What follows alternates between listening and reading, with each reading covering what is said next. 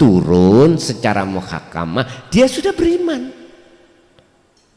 Benar, Quran itu sebagai penyempurna kitab yang sebelumnya.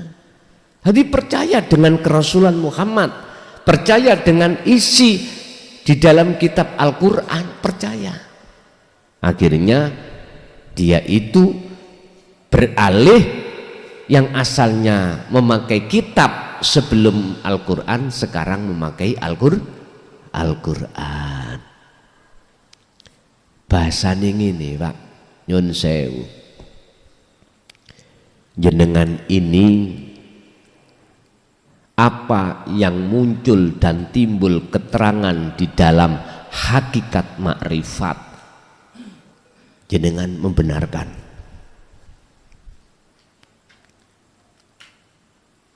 Otomatis jenengan membenarkan itu karena sudah percaya kalau itu al-haq, sehingga itu laksana daharan jenengan yang jenengan sukai. Kadang-kadang ninggone majelis opo tah, walimah tah ya opo, berhubung jenengan sudah duduk hakikat marifat, ndelalah ngajinya itu hakikat, bahas hakikat. Mesti sampeyan ngomong ini, yang ini ngaji sing ono isine. Lah ngono ta? Ngoten biasae. Tapi belum tentu untuk orang lain. Belum tentu. Kejaron duduk nggone bukan tempatnya. Ngaji hakikat kok di tengah-tengah wong sareh. Wis mesti ngoten, Pak. Karena di dalam hati kita berpenyakit. Kuwi nek darah tinggi cosok besar iki nek mbele wedhus ojo pisan-pisan makan daging wedhus, sate, mundak kuwi kok. Lho ngene masa sing disalahno satene? Ora iso. Ya salahkan diri kita sendiri. Mengapa sate kok enak kok ngono kok kita tolak? Itu karena penyakit. Hilang no dhisik penyakitmu baru boleh. Jadi nek siji loro ngono enggak apa-apa, Pak. Sing garakno munggah iku yo 20 di 20 sondo dilep dhewe iki lho ya iki. Jenengan walaupun darah tinggi, Pak, nek hanya satu sondo gamis-gamisan ora apa-apa. Mboten napa-napa. Bukan sate iku salah, ndak, kita sendiri masih ada tekanan darah tinggi. Yes. Jadi hamba yang dipilih Allah itu berbagai macam unsurnya, ceritanya. Bisa jadi jenengan iki mulai akil balik sampai arepe sedo iki dolim nang Allah terus ndelalah arepe sedo sadar. Bisa jadi jenengan di pertengahan, bisa jadi jenengan sebelum datangnya kitab teles, jenengan ini sudah apa? Sudah membenarkan. Karena pengajaran jenengan. Nyun sewu, Pak.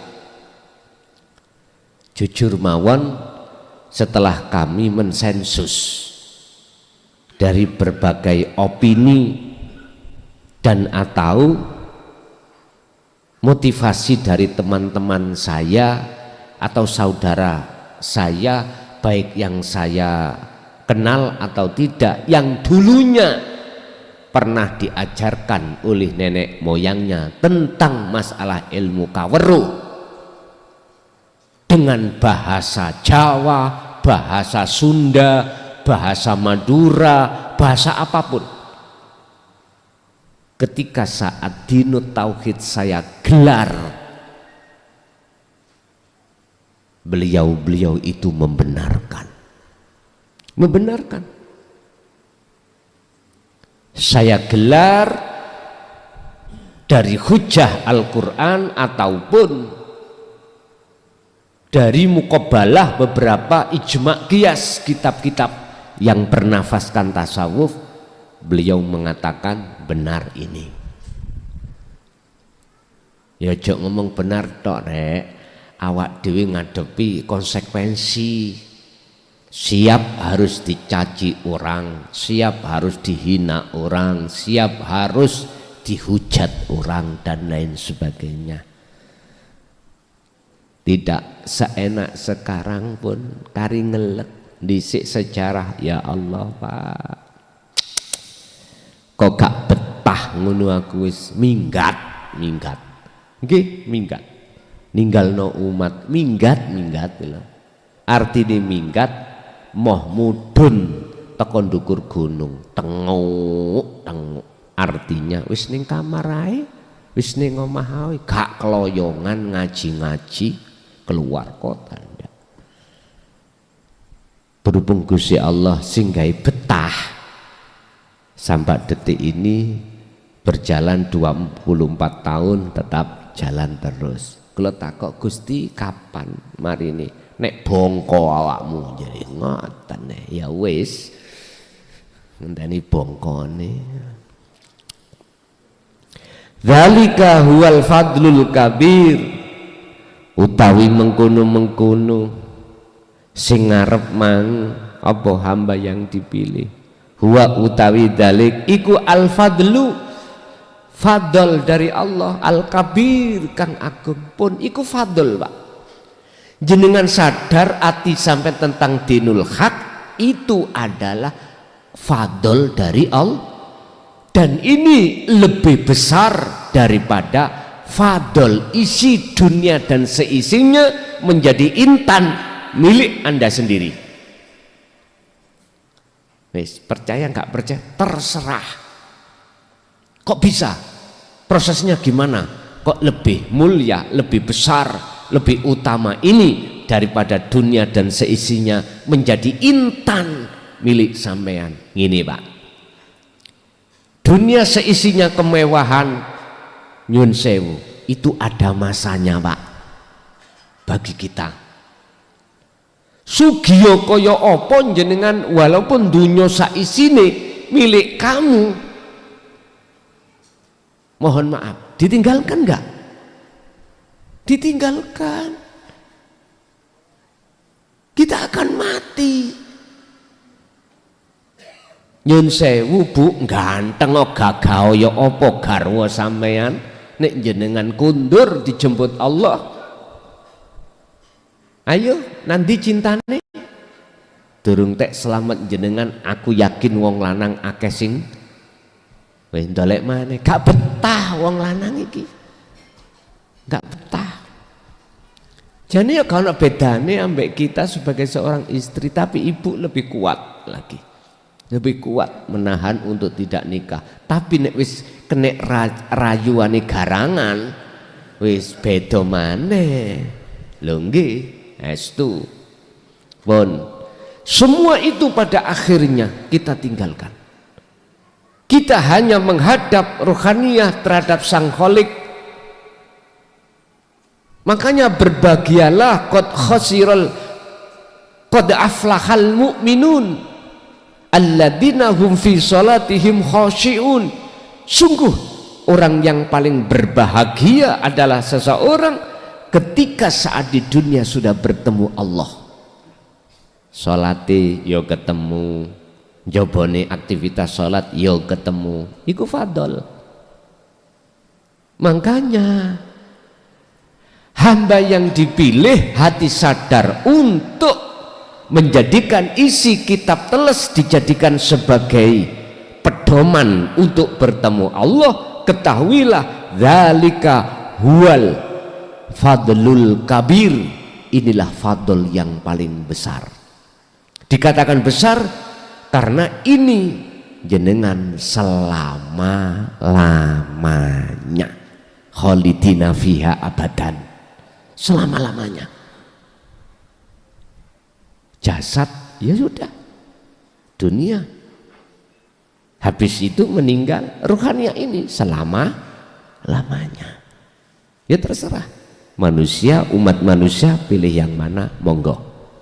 Bapak Ibu hadirin, intine sebelum kita masuk ke ranah isi bab kitab Sirul Asr, awal ada motivasi bahwasanya kitab ini mengajarkan terhadap rohaniah kita semata-mata untuk memberikan motivasi kita sebagai kaum atau makom am, makom umum supaya dandani amalnya.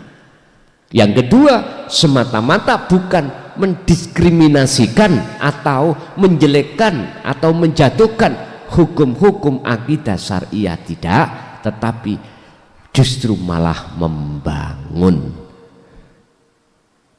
Itu juga tidak ada pemaksaan untuk bagi siapapun, silahkan beriman, silahkan tidak beriman. Di situ nggak ada paksaan. Bapak Ibu, itulah sekedar pembukaan sejarah dan isi kitab di dalam kitab Sirul Asrar, terutama kisah kisah Syekh Abdul Qadir Jailani itu yang mungkin dijadikan saudara kita di dalam rujukan sanad di dalam Thariqah Naqsabandi, yaitu Qadriyah wa Naqsabandiyah, itu memakai rujukan itu, atau thariqah-thariqah yang lain. Kita masuk pada sesi tanya jawab. Barangkali ada yang perlu ditanyakan, kami persilakan.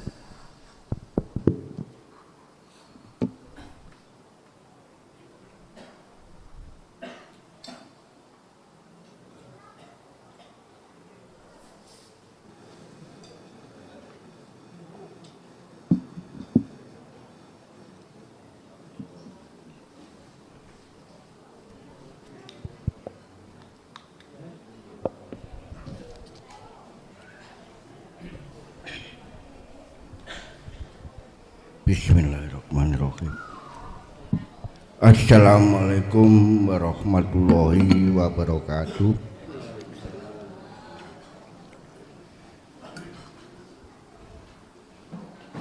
Dumateng Gus Muklajon, sebelumnya jangan mohon maaf apabila pertanyaan saya nanti sudah pernah dijelaskan oleh jamaah. Yang pertama, bagaimana caranya sholat hakikat, sholat makrifat. Terus yang kedua, masalah memenakkan diri, segala sesuatu hanya Allah yang berperan. Terus terang saja, saya alhamdulillah dalam tahapan belajar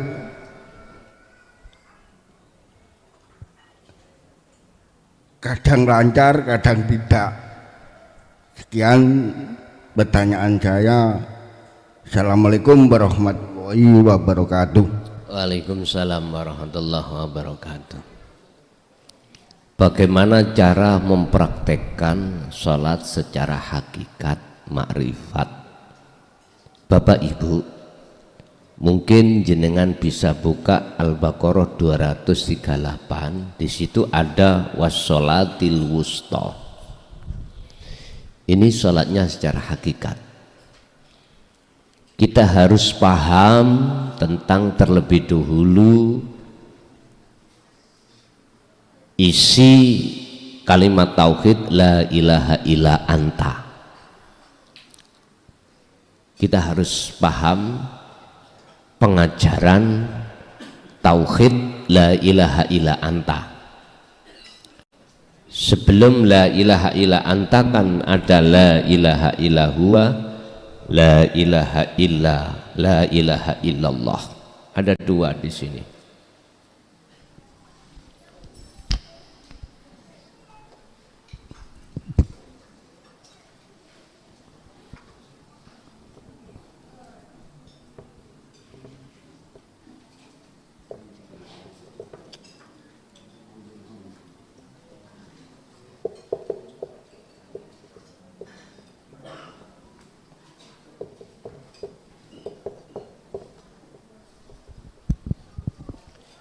Inilah cara untuk melakukan sholat secara hakikat supaya bisa ma'rifat pada Allah.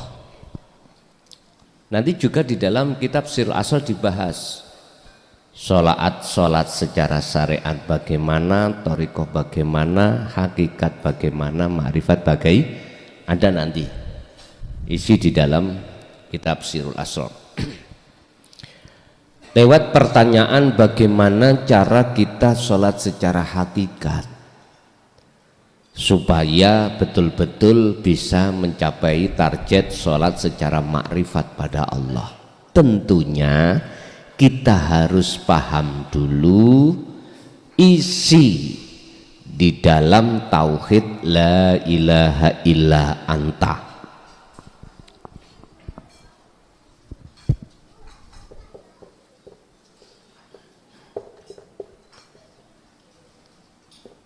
Satu, dua, tiga, empat. Di dalam anta inilah Pak, semua ilmu pengajaran yang kami sampaikan selama hampir 24 tahun ini. Saya selalu menyampaikan tentang hakikat. Tidak ada Tuhan yang wajib disembah kecuali Engkau. Anta itu kamu.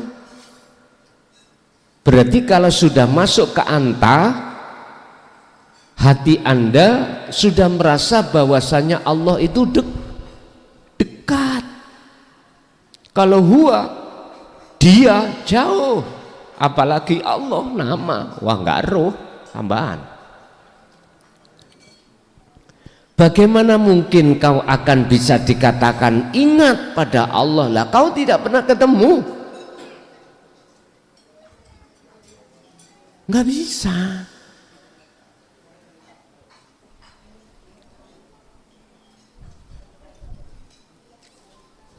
Siapapun panjenengan kalau sudah sampai anta menganggap bahwasanya Allah itu dekat, maka subhanaka inni kuntu minadz, baru jenengan sadar kalau selama ini saya dolimi diri saya sendiri. Kalau saya mendolimi diri saya sendiri berarti saya mendolimi pada Allah.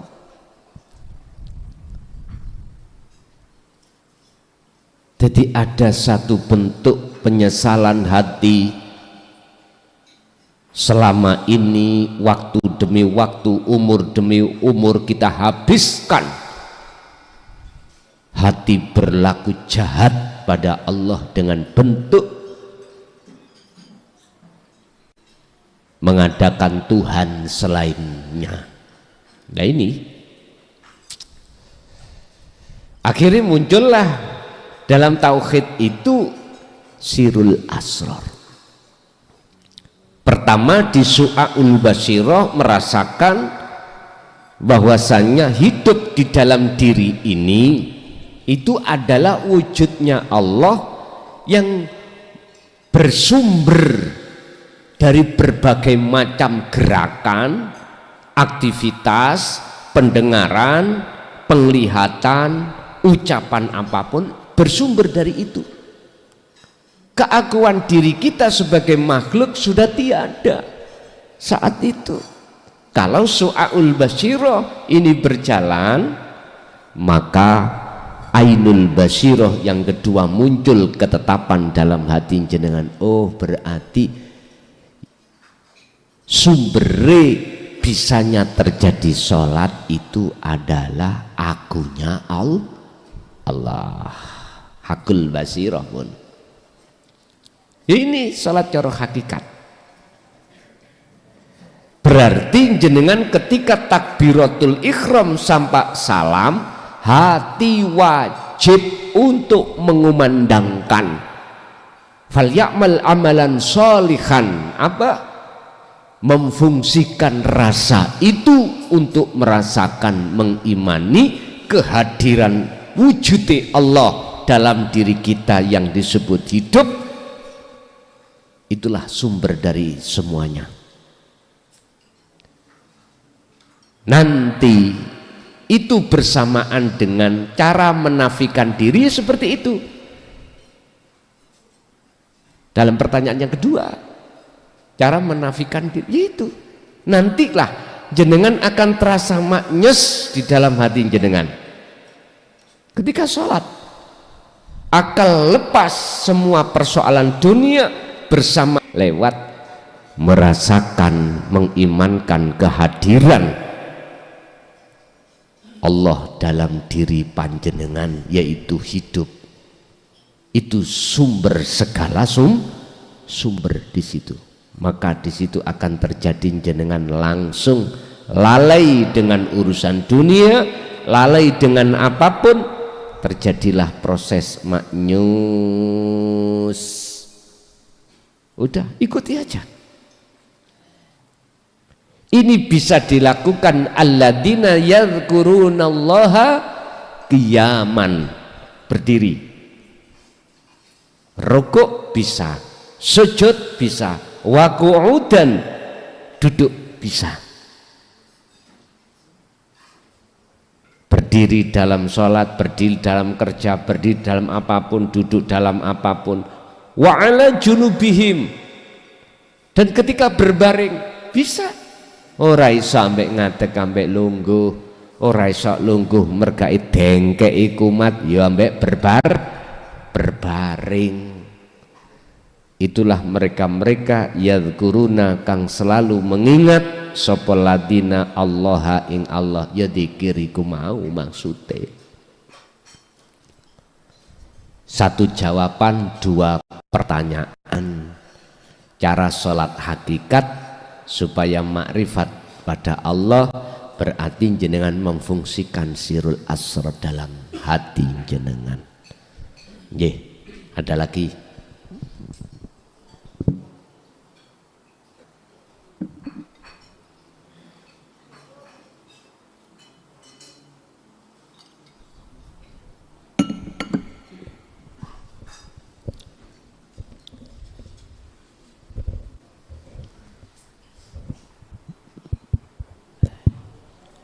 Assalamualaikum warahmatullahi wabarakatuh.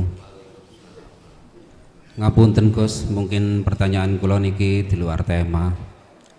Biasane tiang gak ada damel niku masang apa? Enten among-amonge nggih. Terus maksud tujuannya niku napa? Terus menurut pandangan secara hakikat niku dos pundi? Mekaten. Assalamualaikum warahmatullahi wabarakatuh. Wabarakatuh. Sudah terbiasa di dalam tengah-tengah masyarakat kita, khususnya orang Jawa Pak ya, mengadakan among-among sendenan. Nggak ya, sendenan bisa dikatakan cok bakal. Kalau bahasa Bali ku sesajen. Dalam dunia yang kita dengar di tengah masyarakat pada saat itu adalah memberikan suguh kepada lingkungan, roh-roh itu supaya hajat tujuan kita nggak ada gangguan. Lah ngoten ta umume ngoten. Cuman para romo masaya dulu itu bukan itu maksudnya. Maksudnya bukan selain akad. Makanya di situ ada pembahasan syuhudul wahda fil kasroh. Kau harus bisa masuk di dalam akad, di dalam banyak. Banyak itu ada Pak penunggu sumur, disebut Nyai Among, penunggu dapur, penunggu omah, kamar, balik. Niku dhewe-dhewe umpama dijingoten diujubno ngono wis aduh dawa. dawa. Kalau dalam Islam kita harus beriman terhadap 6 ya, rukun Islam secara syariat kan ada 6 tak Pak? Amantu billahi wa malaikatihi wa kutubihi wa rusulihi dan seterusnya. Banyak toh kuwi? Banyak. Tetapi siapa sebenarnya si pelaku di dalamnya? Makanya beliau Syekh Abdul Qadir Jailani memberikan pandangan syuhudul wahdah fil kasroh. Menghadaplah kau pada yang ahad di dalam banyak. Malaikat, saiki ngomong malaikat, macam-macam, totalnya banyak sekali. Ada malaikat yang mencatat kebaikan, ada yang mencatat kejelekan, kiwa tengen, ada malaikat yang menjaga mata, telinga, wis banyak sekali. Lu semuanya itu disebut makhluk. Lah ngoten nggih? Makhluk. Maksud Romo dulu yang sudah suhud pada ahad, iku maksudnya suguhe jenengan ini bukan maksud untuk minta terhadap yang banyak ini, bukan. Pengabdian jenengan kali kula lewat sedekah ini untuk menuju ke ahad. Maksudnya gitu. Tapi disalahgunakan oleh karena tidak paham.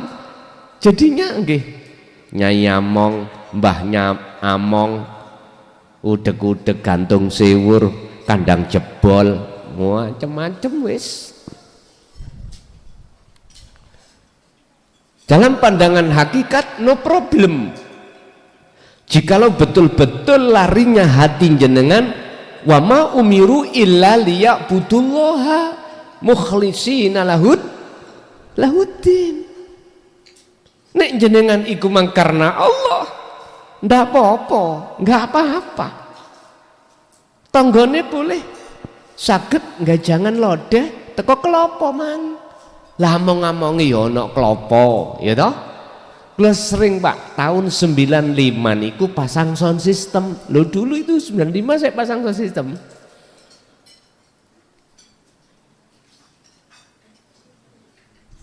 Lah di situ deselku.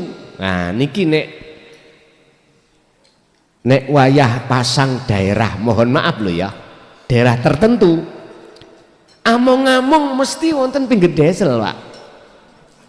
Ana klopone, ya ana berase, ana bumbu pepeke wis ndoke.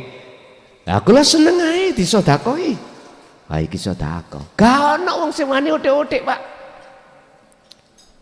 Tidak ada. Lah bagi saya alhamdulillah kula betul mantuk. Lha nggih. Lho sing njogo niku ya seneng. Mboten wonten jempok sing sogo iku apa maneh memakai.